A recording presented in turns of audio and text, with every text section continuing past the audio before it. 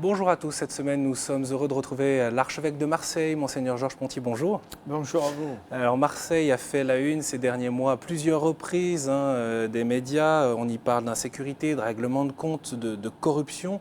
Alors bien sûr on va l'évoquer aussi dans notre émission Quel regard l'Église porte sur la vie de la société dans cette partie des Bouches-du-Rhône. Nous allons également découvrir les enjeux auxquels les chrétiens sont confrontés dans le domaine de l'éducation, de la culture. Nous parlerons des événements à venir, notamment avec votre visite ad limina à Rome, ce pèlerinage sur le tombeau des apôtres et cette rencontre avec le successeur de Pierre, le pape Benoît XVI. Monseigneur, peut-être un mot pour commencer sur l'actualité. Comment vous avez vécu ces différents événements qui ont été relatés largement dans la presse, d'ailleurs qui a poussé le gouvernement à venir s'établir pendant quelque temps dans votre ville.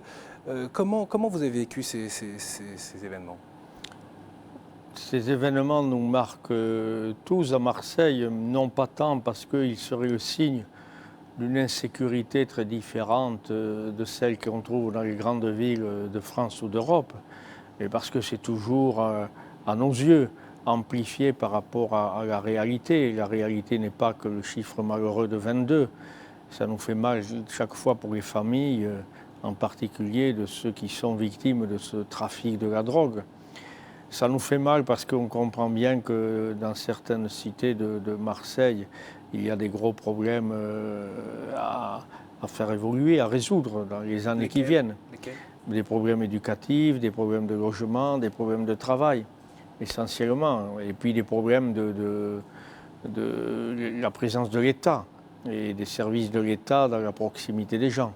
Donc on voit bien qu'il y a des questions importantes comme ça, mais le Marseillais que je suis et les autres, on ne se sent pas en insécurité quand on circule dans Marseille. Ça nous paraît exagéré. Alors justement, on va parler d'éducation, on va s'arrêter sur cette question de l'éducation. Et vous l'avez dit, ce n'est pas sans rapport avec les problèmes que connaissent la jeunesse aujourd'hui. On va parler de la présence et de l'accompagnement des jeunes par les chrétiens. Et notamment, je vous propose de faire un détour par l'œuvre de jeunesse Saint-Louis de Gonzague dans le 7e arrondissement, rue d'Andoum. C'est un vrai repère pour nombre de jeunes des familles environnantes, d'ailleurs pas forcément les familles les plus favorisées, bien au contraire. L'œuvre existe depuis 1904, elle a été fondée par le père Timon David. C'est un reportage de Sibylle Delettre. On va faire une pause pour le foot, d'accord ? Et on va commencer à faire un grand jeu qui va durer une demi-heure ou même 3 quarts d'heure. On se croirait dans un centre de loisirs et pourtant on est bien ici dans un lieu d'église. Depuis plus de 100 ans, l'œuvre Timon David accueille ici les enfants du quartier avec une devise « Ici on joue, ici on prie ». Je pense qu'ils viennent d'abord pour le loisir, pour tout ce qu'ils peuvent trouver au niveau sportif, culturel et puis les jeux en tant que tels. Mais ensuite, ils viennent vraiment chercher un esprit. Et moi, je crois vraiment que c'est une invitation de Jésus qui leur est faite. Ce que j'aime bien, c'est qu'on peut jouer comme on veut, mais de temps en temps, le père, il dit aussi, c'est pas une garderie. Il faut pas venir comme ça. Et puis j'aime bien, surtout, qu'on peut retrouver ses amis, le mercredi, le samedi, le dimanche. Ici, on propose à l'enfant de grandir humainement et spirituellement. C'est une éducation dans son ensemble. L'œuvre accueille les enfants dès l'âge de 6 ans et le principe est simple, les portes s'ouvrent dès que l'école est fermée. Dans ce quartier, les familles monoparentales sont nombreuses, alors au lieu d'être dehors ou devant la télé, pendant que les parents travaillent, les enfants viennent ici. Le 57. Aujourd'hui dimanche, les jeunes organisent un loto pour financer l'œuvre, car bien loin d'un simple centre de loisirs, ici ce sont les enfants qui prennent pleinement en main la vie de la maison. Ici c'est totalement différent. On demande dans les équipes que vraiment les plus grands, les ados et les préadolescents s'occupent des plus petits de 6 ans. En gros c'est un modèle, on va dire. Chaque personne a eu un modèle. Moi j'ai eu un modèle quand j'étais petite et ensuite ça continue quoi. Les grands se mettent au service des petits. Chez nous, on n'appelle pas les grands les animateurs, parce que ça toucherait un peu le centre aéré laïque en tant que tel, mais vraiment la fonction de grands frères, de grandes sœurs, qui se mettent au service du plus petit, pour leur faire découvrir qu'il n'y a pas de plus grand amour que de donner sa vie pour ses amis. Pourquoi tu as le jus ? Et alors, c'est une raison pour Il a commencé, arrête ! Il a commencé ! Chaque année, des charges sont attribuées aux enfants, supérieurs, responsables de la chapelle. Les plus grands veillent à l'éducation des plus petits et le prêtre regroupe et rassemble tout ce petit monde.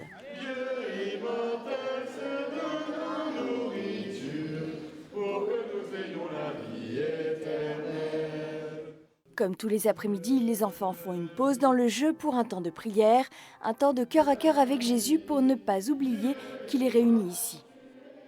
Jésus, il est là au milieu de nous. Aujourd'hui, chacun dans notre cœur, nous pouvons déposer Nassur aux pieds de Jésus. Nos joies, nos peines, nos parents, nos amis. Je pense que on est les débroussailleurs du Seigneur et de l'Église. Parce que les enfants qui viennent dans les œuvres de jeunesse, ils ne viendraient pas comme dans une aumônerie. Dans une aumônerie, ils y vont parce qu'ils savent où ils vont. Ils vont découvrir, ils vont partager, ils vont réfléchir sur l'Église. Quand ils viennent à l'œuvre de jeunesse, c'est d'abord pour jouer ensemble et ils découvrent eh bien, qu'ils sont invités par Jésus et que c'est vraiment lui qui anime toutes nos activités. Que ce soit dans les camps pendant les vacances ou dans les locaux de l'œuvre, ici des liens indéfectibles se tissent entre les enfants. L'œuvre Timon David, c'est un peu comme la deuxième maison de tous les jeunes du quartier qui un jour ont franchi la porte. Ici c'est plus fort, c'est peut-être parce que voilà, on vit beaucoup plus de choses, il y a les colonies qui font qu'on est quand même 24 ensemble. Enfin, je trouve que ça forge plus que voilà qu'une simple amitié dans l'éducation, quelque chose comme ça, quoi. On est tous solidaires, même si on ne se voit plus ou quoi que ce soit. On est toujours, on est toujours en contact. Que ce soit les anciens, les plus anciens que maintenant avec qui que je côtoie, ceux qui ont, les seniors, entre guillemets. Et que ce soit les gens les plus petits de 6 ans ou quoi, c'est pareil, quoi. On est tous pareils maintenant. On reste par habitude, mais aussi parce que parce que c'est comme quand on part de chez soi, et à un moment on a toujours envie de rentrer, et là c'est pareil. Même si des fois je viens peut-être pas de 3 semaines, et puis je suis quand même obligé de revenir, quoi, parce que c'est comme ça. Fraternité, partage, entraide, voilà les valeurs qui depuis plus de 100 ans unissent des générations entières d'enfants du quartier. L'œuvre Timon David, elle existe depuis plus d'un siècle maintenant, et pourtant on imagine que tout ça, a bien changé dans les enjeux, etc. Je vous regardais observer ces jeunes avec beaucoup d'attention. Pour vous, qu'est-ce qui est le plus important pour ces jeunes? J'observais avec beaucoup de joie, et je pensais à eux, je pensais à ceux de l'œuvre allemande, je pensais à d'autres patronages chrétiens sur Marseille, qui montrent aussi tout cet élan éducatif qui est présent dans notre ville et qui est présent à partir de l'Église de manière spéciale. Ce qui est important, c'est qu'on leur offre un lieu de vie qui les valorise, qui les met en responsabilité, qui leur fait faire des pas dans leur croissance et qui en même temps mêle très bien la dimension spirituelle, la dimension humaine, la dimension psychologique, la dimension éducative. Ouais, c'est étonnant. Tout ça, il y a une unité et une joie chez ces jeunes parce qu'ils sont responsabilisés. Oui, c'est étonnant de voir ces jeunes-là dans la chapelle quand on les voit prier ensemble. Non seulement on peut dire que c'est beau, mais ça montre aussi que c'est possible. Oui, ça montre aussi que c'est possible. Et réellement, moi je le constate quand je vais dans les différentes œuvres éducatives donc, de ces œuvres de jeunesse. On a aussi fait naître de nouveaux patronages beaucoup plus modestes. Mais il y a un gros enjeu, moi je trouve, dans l'investissement chrétien auprès de la jeunesse aujourd'hui. Et pour vous, quelles sont les grandes lignes directrices et les besoins ? Je crois que ce qui est important, c'est qu'on ait ces œuvres de jeunesse dans des quartiers assez différents et qu'on rejoigne autant des milieux populaires que des milieux plus de classe moyenne. Et on voit que cette formule, entre guillemets, éducative, ici on prie, ici on joue, c'est-à-dire prendre une unité de vie où on ne met pas à part les choses, mais on mélange bien le spirituel et l'éducatif, comme je le disais, est quelque chose qui marche dans tous les milieux. Alors il va y avoir des petits détails qui vont être différents, mais fondamentalement, c'est le fait d'accompagner dans l'ensemble de leur vie un groupe de jeunes. Et quand on entend le directeur dire on est les débroussailleurs du Seigneur, qu'est-ce que représente cette présence auprès des jeunes dans le domaine de l'évangélisation, de la mission de l'Église? Vous aviez cette année de la mission à Marseille. Pour vous, qu'est-ce que représentent ces œuvres? La durée, l'accompagnement dans la durée. C'est-à-dire, vous avez entendu, il disait les derniers, les grands anciens, etc. Donc il y a une espèce d'accompagnement dans la durée qui est une richesse spécifique à ces œuvres. Et c'est pour ça que pour ma part, j'ai été très heureux de les trouver à Marseille. Cette intuition qui a plus de 100 ans et qui naissait aussi des besoins des quartiers populaires en particulier, demeure tout à fait la même aujourd'hui. Et pour nous, c'est une chance d'avoir ces deux grandes familles que sont l'œuvre allemand et Timon David. Ces quartiers populaires, ils ont changé de physionomie depuis un siècle. Je voudrais qu'on évoque justement cet aspect multiculturel et aussi multireligieux. Dans votre diocèse, il y a de nombreuses écoles catholiques qui contribuent d'ailleurs à cet investissement de l'Église dans le domaine éducatif, des écoles qui accueillent 35 500 élèves dans les différents niveaux, il y a 130 établissements. Et dans ce contexte culturel divers, disons-le, où nombre de musulmans habitent maintenant dans ces quartiers populaires, il y a des questions qui se posent. Comment gérer dans ces écoles catholiques la présence d'enfants musulmans? Nous sommes allés à la rencontre de Chantal Marchal, qui est directrice de l'école Saint-Mauron et qui aborde cette question pour KTO dans son établissement, dans le centre de Marseille, proche de la cité Félix Pyat. Elle scolarise environ 240 élèves, dont 80% sont musulmans. J'accueille à peu près 15% d'enfants chrétiens, 15-20% d'enfants chrétiens. Ça veut dire que le reste est une population essentiellement musulmane. Mais j'ai une famille aussi juive dans l'établissement qui habite le quartier. Donc, et puis on a aussi des familles athées. Ça a toujours été une école de quartier. Donc la population de l'établissement a toujours été, moi je dis souvent, à la couleur du quartier. Le projet éducatif de l'école, il repose sur 3 axes. Donc il y a un côté épanouissement de l'enfant, il y a une partie qui est découverte de soi et puis il y a une partie démarche chrétienne. Donc la démarche chrétienne, elle est quand même pour tous, c'est-à-dire que tous les parents d'élèves, ils savent que lorsqu'on rentre dans notre établissement, les enfants vont entendre parler de Dieu. Et quand nous allons parler bien sûr au nom de notre foi et notre foi en Jésus-Christ. C'est vrai que je suis musulmane, que chez nous, on pratique la religion musulmane, mais le fait d'être mélangé à des enfants catholiques ou à parler de Dieu à l'école, ça ne me dérange pas, au contraire. Moi, j'aime bien que ma fille rentre à la maison, qu'elle se questionne, qu'elle me dit « Oui, mais c'est qui Dieu ? C'est vrai, est-ce que c'est lui qui nous a fait ? Est-ce qu'il a un pouvoir sur nous ? Est-ce que c'est lui qui nous dit qu'est-ce qui est bien, qu'est-ce qui est mal ?» Comme on porte le voile, tout ça, donc notre religion est mise en avant par rapport à notre apparence.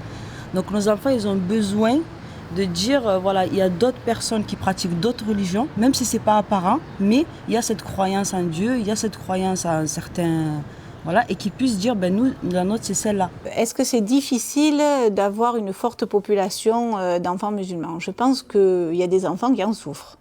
Voilà, il y a des enfants qui se retrouvent en minorité, comme dans toutes les minorités du monde, on va dire, que ce soit dans un monde où il n'y a que des minces et on a quelques gros, que ce soit au niveau des religions, que ce soit au niveau de la couleur de peau, toute minorité est difficile à vivre. Donc oui, on a des enfants qui souffrent un petit peu de cette minorité. Alors je voudrais vous faire réagir, Monseigneur, sur 2 points, à la fois sur le propos de ces mères de famille et puis de ce chef d'établissement. Peut-être pour commencer, pour les mères de famille, est-ce que vous comprenez au fond que des familles musulmanes choisissent des écoles catholiques pour scolariser leurs enfants? Je le comprends et par certains côtés ça me réjouit, d'autant plus qu'un certain nombre de ces familles qui confient les enfants à l'enseignement catholique sont des anciennes élèves. Donc elles-mêmes ont été élèves, elles sont à Marseille depuis longtemps, et elles y mettent leurs enfants. C'est dire que dans ce lieu, elles ont trouvé un projet éducatif qui n'a pas nié ce qu'elles étaient, qui les a aidées à grandir dans la confrontation ou dans la cohabitation avec des chrétiens et même avec un projet chrétien. Et souvent l'expression qu'on entend dire « on met notre enfant chez vous parce que là on sait qu'il entendra parler de Dieu », ce que d'ailleurs rappelait cette dame-là. Il y a un effacement de Dieu dans notre société que des croyants et des croyants musulmans ont du mal à vivre. Le fait qu'on ne puisse pas parler de Dieu. Et donc ils sont très heureux que dans l'enseignement catholique, on aborde la question de Dieu avec respect par rapport à chacun, c'est-à-dire tout ce qui va être l'aspect culturel va être proposé et quasiment imposé à tous. Et tout ce qui touche le cultuel va être soigné. Si c'est spécifiquement chrétien, il va y avoir une part de liberté. Ça ne veut pas dire que c'est simple. Oui, parce que je vous dis, c'est une réalité. On entend ce chef d'établissement, Chantal Marchal, qui dit il y a des enfants catholiques qui sont en difficulté parce qu'ils sont minoritaires dans une école catholique. C'est quand même très paradoxal comme situation. C'est pas paradoxal, c'est la réalité marseillaise dans ces quartiers. Et c'est une satisfaction de voir que l'enseignement catholique n'a pas quitté ces quartiers sous prétexte que la population de ces quartiers avait changé. Oui, mais en même temps, on pourrait comprendre que des familles catholiques attendent que l'école catholique, si je puis dire, accompagne leurs enfants et protège sans forcément les exposer. Parce que alors le mot protéger me gêne, mon ouais. cher ami. Le mot protéger me gêne, parce que si on veut concevoir le catholicisme comme une réserve dans laquelle nous nous protégeons, alors il faut se replier. Oui, mais alors par exemple, des parents d'enfants disent non, vous ne pouvez pas mettre la crèche pendant la période de l'Avent, c'est pas possible. Qu'est-ce que vous dites? Oui, d'abord je voudrais vérifier tout ce que vous dites là, parce que j'entends, on a une quinzaine d'écoles qui sont dans cette situation-là, d'avoir plus de 60% d'élèves. On a un groupe d'accompagnement. Moi j'ai participé 2 ou 3 fois et je vois bien l'enjeu, le pari que c'est pour les chefs d'établissement et pour leurs équipes de tenir à la fois un projet éducatif chrétien et de gérer les humeurs des uns et des autres. Mais les parents d'élèves qui sont donc en majorité musulmans ne sont pas non plus des extrémistes. Les extrémistes, la plupart du temps, laissent leurs enfants jusqu'à Toussaint et puis ils sont déçus de ne pas trouver une école musulmane. Et donc à ce moment-là, ils retirent leurs enfants. Donc c'est obligé que dans un établissement catholique, il y ait des conflits, et parfois des conflits avec les parents. Montrez-moi un établissement scolaire où il n'y a pas de conflit avec le désir de tel ou tel groupe de parents. Donc après, c'est à nous d'apprendre à gérer ce vivre ensemble. La société française est durablement composée ainsi. Et ces jeunes qui sont là, ils sont aussi français, mais c'est des Français de religion ou de culture religion musulmane, c'est des Français de religion de culture catholique. L'enseignement catholique n'est pas un enseignement pour catholiques, mais c'est un enseignement catholique pour tous. C'est notre projet éducatif. Oui. Mais l'identité n'est pas que religieuse, ne s'exprime pas que par le religieux. Elle s'exprime aussi par l'éducatif, elle s'exprime aussi par la manière de vivre les différences. Oui. Elle ne s'exprime pas qu'à travers la dimension religieuse de la vie. Et apprendre à mieux connaître les fêtes religieuses musulmanes pour les chrétiens, et apprendre aux chrétiens à mieux comprendre et aux musulmans à mieux connaître et comprendre les fêtes chrétiennes sont des choses qui favorisent l'ouverture, qui favorisent le dialogue et qui favorisent le vivre ensemble. Et ça rentre aussi, me semble-t-il, dans un beau défi, une belle mission de l'Église catholique, associée d'ailleurs, entre autres, au service public, tel qu'est le statut dans notre pays. Ce qu'il faut, c'est soutenir l'équipe enseignante et il faut garder un projet éducatif clair, bien identifié, et y tenir et gérer les excès inévitables qu'il y a dans une année scolaire par rapport à les sectaires. Plus qu'auparavant ou pas plus qu'auparavant? Dans la vie sociale, il y a un peu plus de dureté qu'il y a quelques 7, 8, 10 ans, d'après ce que j'entends dire par les gens qui vivent. On a des tensions dans la société française actuellement à cause de la crise, à cause des déficits, des problèmes économiques, familiaux. On disait ici beaucoup de familles monoparentales. Vous expliquiez au début du reportage. Donc on voit bien qu'il y a des difficultés sociales qui ont durci certains comportements. Et de fait, il peut y avoir légèrement plus de conflits qu'il y a quelques années. Est-ce que pour vous, les écoles catholiques sont un lieu de la première annonce de l'Évangile? Bien sûr. C'est un lieu de première annonce de l'Évangile et il est à travers le projet éducatif lui-même. C'est audacieux quand on accueille des enfants musulmans. Mais c'est audacieux peut-être, mais ce n'est pas traître. C'est-à-dire que la personne qui met l'enfant là le sait. Elle sait au départ qu'elle va dans une école catholique, elle l'a choisi, elle n'y a pas été du tout contrainte, elle l'a choisi et elle sait que là, leurs enfants entendront parler du Christ et de la religion catholique et de la vie des chrétiens. Elle sait aussi, et c'est pour ça qu'elle continue à venir, qu'elle sera respectée dans ce qu'elle est et que ça sera une proposition et pas une imposition. Ça sera vraiment quelque chose de clair dans la proposition, le plus clair possible, jamais suffisamment aux yeux de certains, trop aux yeux d'autres. C'est un défi, l'annonce de l'Évangile. Monseigneur, fin juin, le Parvis des Gentils fera une halte à Marseille. C'est cette grande initiative qui est co-organisée par le Conseil pontifical pour la culture, pour stimuler le dialogue entre l'Église et la société. Qu'est-ce que vous attendez de cet événement, vous justement dans ce domaine culturel multireligieux? Donc dans ce cadre de l'année 2013, qui va être l'année de Marseille, capitale européenne de la culture, on a essayé de se situer dans cette dynamique avec des événements divers. Et autour de la fête du Sacré-Cœur, il va y avoir un événement important pour nous, Église, qui aura plusieurs facettes. Et dans ces facettes, il va y avoir le parvis des gentils, c'est-à-dire une volonté de rentrer en dialogue avec la société diverse qu'est la nôtre. Et à travers des colloques, à travers des débats, à travers des échanges qui sont en train d'être montés aujourd'hui, mais dans cette dynamique du parvis des gentils qui indique comment l'annonce du Christ passe aussi par le dialogue culturel. C'est-à-dire retrouver les valeurs qui font vivre les uns et les autres, et dans ce dialogue autour des valeurs, pouvoir argumenter avec la raison humaine, pouvoir argumenter sur ce qui est construit l'homme, sur ce qui favorise une vie ensemble. Oui, c'est vrai que ça demande aussi un effort intellectuel. Ça demande un gros effort intellectuel, et il y a là, et c'est à ce niveau-là aussi qu'on se doit d'être compétent, j'allais dire, d'être audacieux, d'être présent. Ce qui est intéressant justement, c'est de percevoir à la fois ces efforts qui sont nécessaires dans ce dialogue, mais aussi la place qu'occupe l'Église dans notre société, quoi qu'on en dise. À Marseille, par exemple, cela se manifeste bien à travers l'attachement à la Bonne Mère, Notre-Dame de la Garde, qui veille d'en haut. Je vous propose justement d'écouter quelques réactions et puis le propos de retrouver le recteur de la basilique.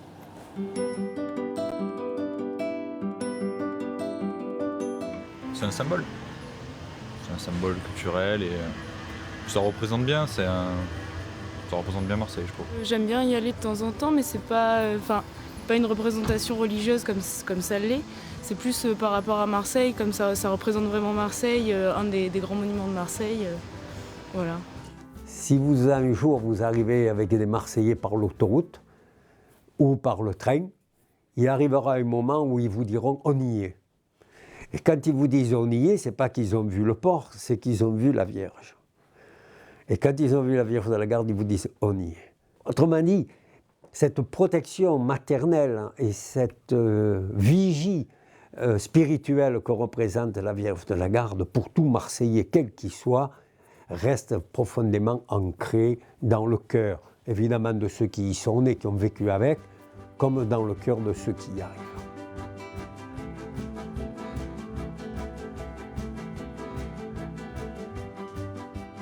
Vous pouvez rentrer à n'importe quel moment dans la basilique, il y a des gens qui y prient. Et même parfois au milieu du brouhaha de croisiéristes, de découvrir qu'il y a toujours des gens qui prient. Toujours. Pour nous, Marseillais, la Vierge de la Garde reste un lieu de pèlerinage personnel.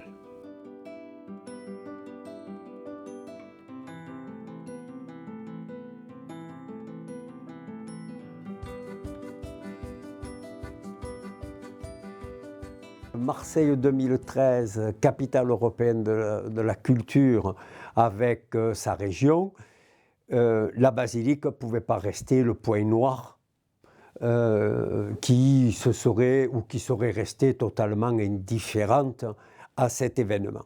Ce sera un lieu qui va inviter les personnes à faire un pèlerinage.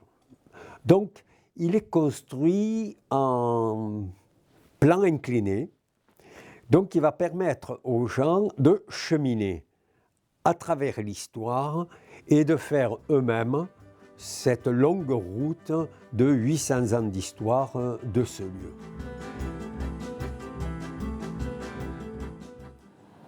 Voilà, il ne faut pas hésiter donc à emprunter ce chemin pour redécouvrir l'histoire de cette basilique et l'importance qu'elle occupe, la Bonne Mère à Marseille. Juste encore un mot, Monseigneur, dans cette période de durcissement des relations, comme vous avez dit, quel est le rôle de l'Église pour vous? C'est le dialogue, c'est la rencontre, c'est le dialogue. Je crois que dans des périodes de durcissement, comme vous venez de le dire, dans des situations très plurielles, nous sommes invités, j'ose pas dire condamnés, au dialogue. Si ce n'est pas le dialogue et si ce n'est pas ça, qu'est-ce que c'est? C'est la violence, c'est la guerre, c'est l'élimination de celui qui est différent. Et il nous faut apprendre à vivre avec ces différences et d'essayer de les positiver, en tout cas de les habiter sereinement.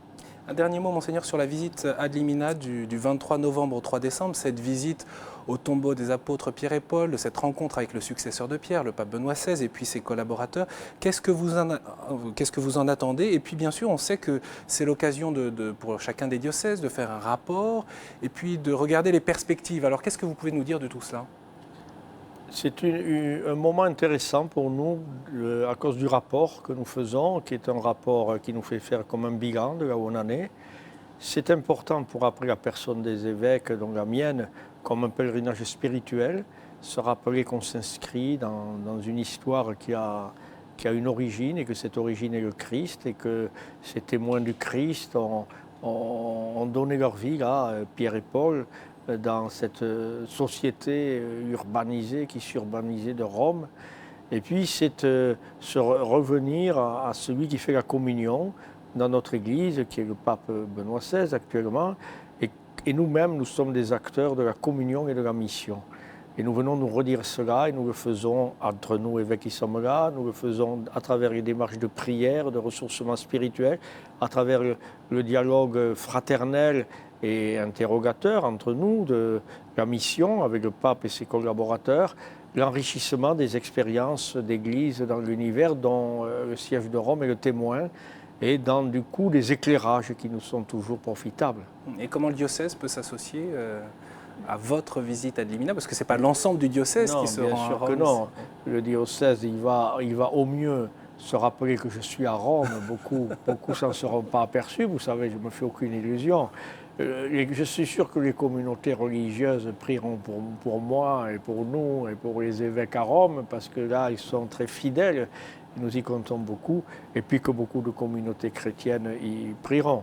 Mais vous savez, après, il y aura des petits reportages, vous savez, comme vous nous aidez à faire avec les médias, pour rendre compte de ce qui se passe là-bas. Alors, on suivra sur votre site internet, bien sûr, et puis des visites ad limina qui sont également traitées et couvertes par KTO. Merci beaucoup, Monseigneur Pontier. Bon pèlerinage, du coup. Merci beaucoup. À Rome, l'actualité de l'Église à Marseille, comme je le disais à l'instant, on le retrouve sur le site internet de votre diocèse. Et puis cette émission, vous la retrouvez sur le site de KTO, une émission, bien sûr, que vous pouvez partager sur les réseaux sociaux. Merci pour votre fidélité, la semaine prochaine.